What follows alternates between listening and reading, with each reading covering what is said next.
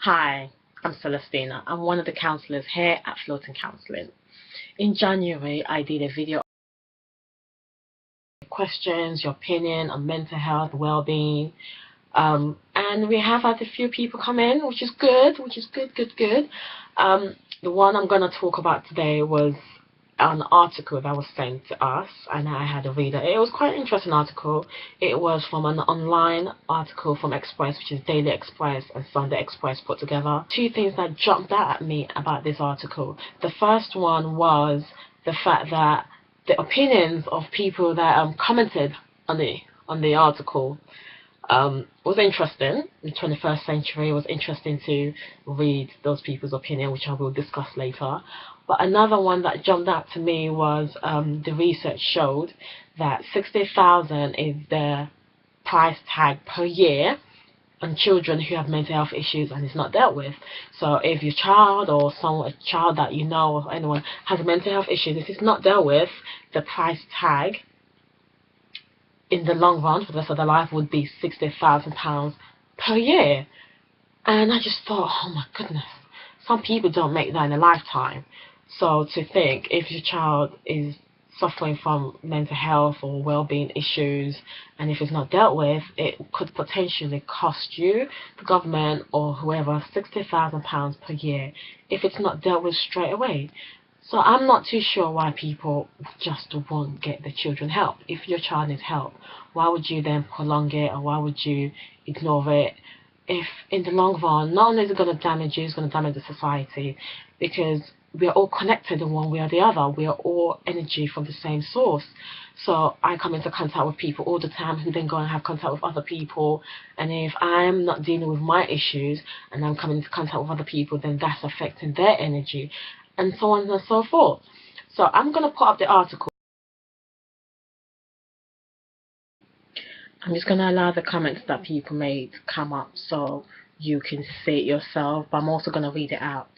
So Bob at 101 said, he wrote, I'm assuming it's a he, could simply be a female, wrote, I'm going to read it. When my mother was in the last year of school in the middle of Liverpool in the early 1940s, they had to walk quickly and calmly into air raid shelters and listen to bombs blowing up houses around them.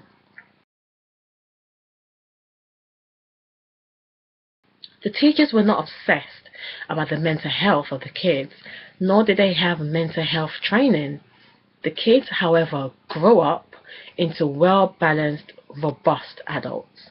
So how come the kids of today are having it harder than the kids that grew up in a war zone? Question mark. And why is it social media are more damaging to the kids of today than the bombs blowing up your friends in the 1940s? Bob then seemed to carry on saying that the nanostate is destroying people's lives today due to too much damaging care. It was reported on Radio 4 that some time ago, research was done in a war zone, and the children that did not receive counseling, wrong spelling Bob, the children that did not receive counseling recovered from trauma a lot better than those that did receive the counseling. Yes, Bob, 101. I do see where you're coming from, even as a counsellor. Counseling is an emotional journey, so you have your ups, you have your downs, and as humans we have good and we have bad emotions, which all comes out in counseling. Counseling really digs out all your emotions, the different varieties of all the emotions that you have in you. Counseling brings everything to the surface. All the memories that you might have dug away, that you might have tried to forget, everything really comes out in counseling, which is why it's really an emotional journey for anyone to go through. Another reason and another way I describe counseling to people is by using the analogy of when you've been living in a certain house for a number of years, there's things that you forget you even have. So when you're moving again, all those things have to come out. All those things that you buried somewhere, that you hid, or you completely even forgot you had, everything gets dug out. And when you dig things out, you come face to face with it. You can either choose to keep it, or you can choose to throw it away, or you can choose to give it to someone else. Either way, it's your choice what you do with it. That's exactly the same thing in counseling. Counseling, you dig, you bury things away, consciously or subconsciously, and in counseling, everything comes out. You're brought face to face with your past, and you have to decide what you're going to do with that memory, what you're going to do with that past, what you're going to do with that emotion that that past had and still has on you. So you have to deal with it, which is why a lot of the time it's really hard. I mean, people say moving homes is one of the hardest and stressful things for people. It's the same with counseling, because so much memory comes out when you move from one stage of life to the other, and counseling is just the same. So you're moving from one stage of your life to the other, and it's a really emotional journey. And once you've decided what baggage you're going to take into your new home, you put them in boxes. You pack them in boxes, and then you take them into your new house. But once you take them into your new house, you then have to start unpacking them again, which then takes time, which then takes a lot of energy, which then takes so much emotion. Counseling is the same thing. So once you've dug out all the memories, all the emotions that you've dug away somewhere, in counseling, you come face to face with them. Once you come face to face with them, and you start being aware that those things even exist, those emotions, those anger, whatever emotion it could be, whatever issue, whatever has happened in your past, once you acknowledge their existence, you then have to decide what you do with them. Keep them, throw away, give to someone else. Be comfortable with the fact that that happened, but be in a place to actually accept it and actually let it be. Once you've decided, you then move into the next stage, which is again the stage of you move into your own house, and then you start unpacking. So you're now in a different stage where you're now unpacking, and that unpacking of new emotion, because you've been at a certain stage. I mean, for example, if you're a 35-year-old person, you've lived your life for 35 years. You've been in a certain place for 35 years. You've had certain habits for 35 years. And to then be in a stage where you're aware of certain negative habits or negative thoughts that you now have, you're now learning to be and to try positive thoughts, or to try positive behaviors or new things in life. That's a new stage. That is not going to happen overnight. Just like you unpacking in your new house is not going to happen overnight. It will take weeks. For some people, depending on how much luggage and baggage you have and you brought into your new home, it could take months. Some people are still unpacking in their new home after years. Some people just put most of the things in the loft and just unpack the things they feel they need now, like the kitchen, the living room, the TV. Some people, that is their necessities and their clothes. And everything they just put in the loft, or put in the attic, or put in the garage, so they do not have to look at it. And then gradually, they start opening up and they start looking at it. I hope I haven't lost you with all my, moving homes analogy. But I'm just trying to explain to people like Bob why counseling is such an emotional journey. And it can take weeks, it can take months, it can take years. It just depends what stage you're at. And it also depends how far you are willing to go and to open yourself, and to open yourself to changes and to positive change, and to actually face your luggage. Some people, like I said, they move into a new home and they box it up again and they shove it somewhere else in the loft, in the garage. They leave it and they try to forget it. Even though they've come face to face and they're aware that this thing exists, some people still choose to put it in a box and push it somewhere again, and that's completely their choice. That happens in counseling sometimes too. So some people are aware that they've been through a certain abuse, or whatever issue that they might have gone through in life. They're aware who the perpetrator is, they're aware how negative the impact has been on their life, but they've reached a place where they don't want to face it yet. They do not want to look at it further. They'll rather look at other aspects of their life that they think is more important. It could be relationship, it could be anything, it could be job related, it could be anything that they want to focus on. And that's what is really interesting about counseling, and that is why it's such an emotional journey. And I really hope you understand all my analogies. If you don't, message me and I'll try and explain it in simpler way.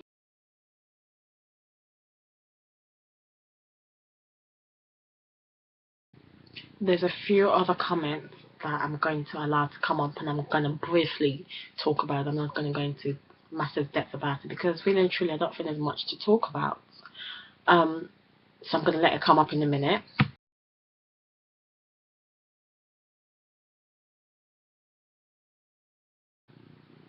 What I'm hearing from all these comments is them trying to understand why our society, the Britain or the Western world, is mentally weaker than other countries or other centuries that we've gone through. And the answer is we're not any weaker than we were centuries ago, or that people are in different countries. Every country has its advantage and every country has its disadvantage. And the truth is, centuries ago, people died, and people just knew they got ill, they died, they didn't know why. But research has now shown that there's different types of illnesses, there's different types of cancers, which has helped doctors and researchers come up with not cures for cancers, but there has been cure for other illnesses.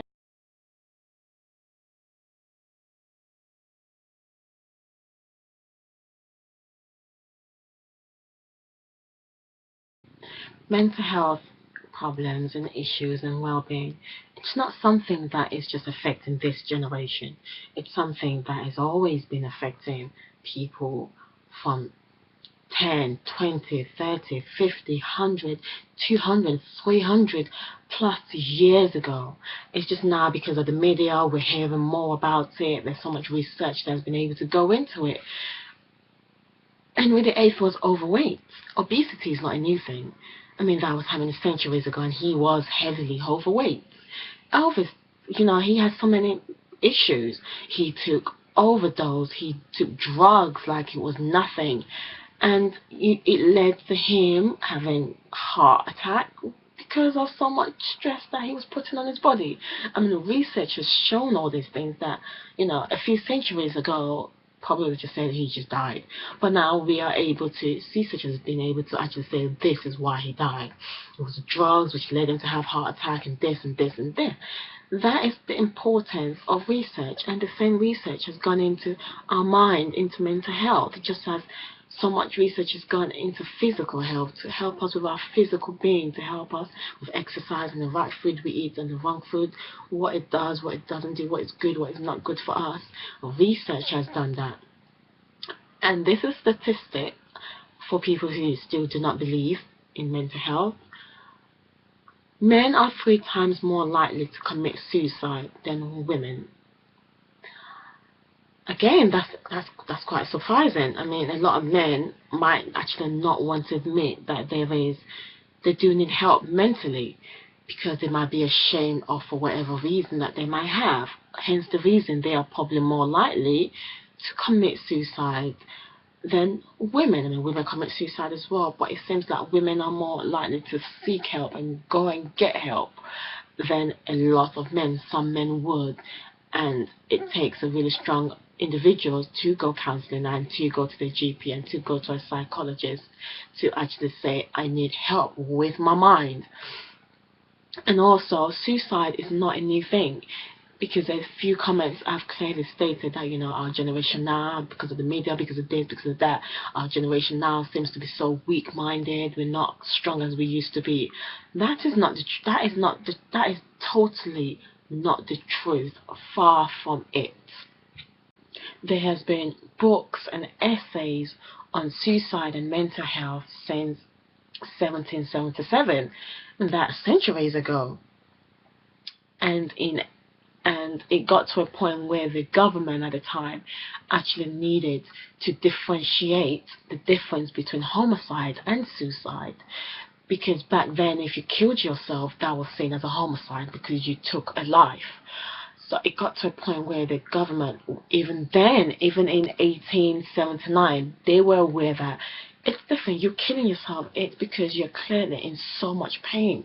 They needed to differentiate it because there was so much negativity around the individual's family after the person had committed suicide. And there was so much shame that was brought on the family because it was seen as you murdered someone, even though that person took their own life. That family was shown on, the people looked at them like, their child committed an homicide, took a life.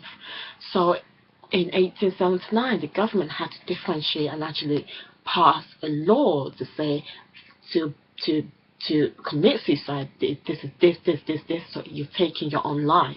And homicide is no longer the same, classed as the same thing as suicide. If mental health wasn't an issue, then there would have been no need for the government to pass a law to differentiate between homicide and suicide, because suicide would not have existed, because there was nothing on people's mind back then in 1777. There was nothing on people's mind, so people wouldn't have committed suicide. It seems like that's what a lot of people in our generation now are saying. Even in the 21st century, people still believe, oh, back then people didn't have issues with their mind. People were perfectly fine. They saw people die and they were completely fine with it. They got up, they became robust individuals of an adult. No, that's not the case. That is the perception that you might have created in your own life to make you feel better in one way or the other, but that's not the reality. The reality is mental issues and well-being has always existed, and it's just now research has gone into it, just like research has gone into different types of cancer, as I've mentioned before. Now when people catch flu or people catch cold, it's not necessarily the end of the world. There's treatment for cold. Just because someone has a flu does not mean they're an awful person. So why is it that if someone's feeling depressed, or someone's feeling suicidal, or someone has got schizophrenia, all of a sudden then this awful individual who are weak? That is not the case. Just because you have a mental health issue does not make you a weak person. It just because you have cancer does not make you a weak person. Just because you have a cold does not make you a weak person. Just because you have liver failure does not make you a weak person. It's exactly the same thing with our mind. Just because our mind needs to be retrained and be re-helped by professionals does not mean you are a weak person in one way or the other. So just because you seek help mentally doesn't mean you're a weak person.